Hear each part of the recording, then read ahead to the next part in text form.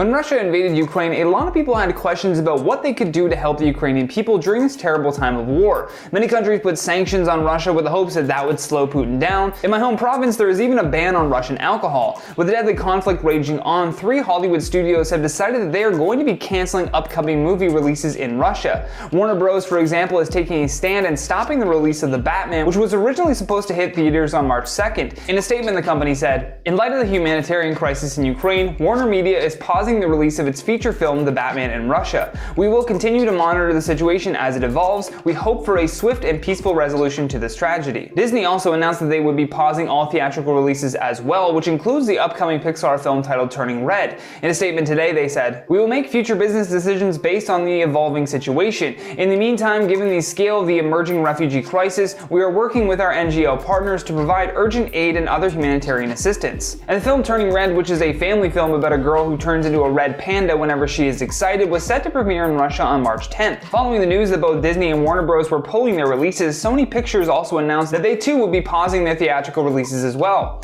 including Morbius starring Jared Leto in the Marvel anti-hero film set to open on March 24th. In a statement, the company said, "Given the ongoing military action in Ukraine and the resulting uncertainty and humanitarian crisis unfolding in that region, we will be pausing our planned theatrical releases in Russia, including the upcoming release of Morbius. Our thoughts and prayers are with all of those who have been impacted and hope this crisis will be resolved quickly."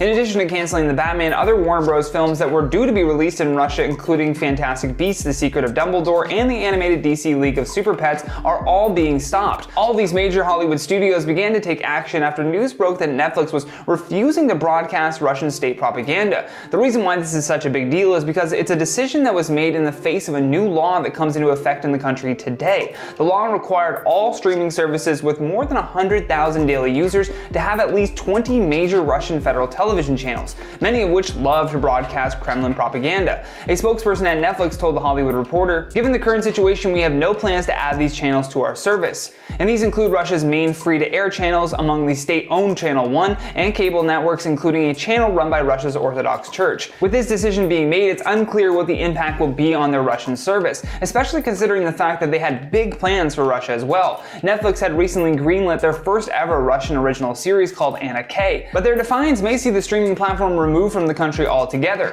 Typically, Russia isn't a very robust international market, but superhero films such as The Batman often do very well in the country. According to the Daily Mail, Spider-Man No Way Home pulled in $44 million from Russia, while Venom Let There Be Carnage earned $32 million, which was the biggest international market for that film. I'd love to hear your thoughts on all this though, because that's all the time that we have for today. So stay classy, and I'll see you on the next one.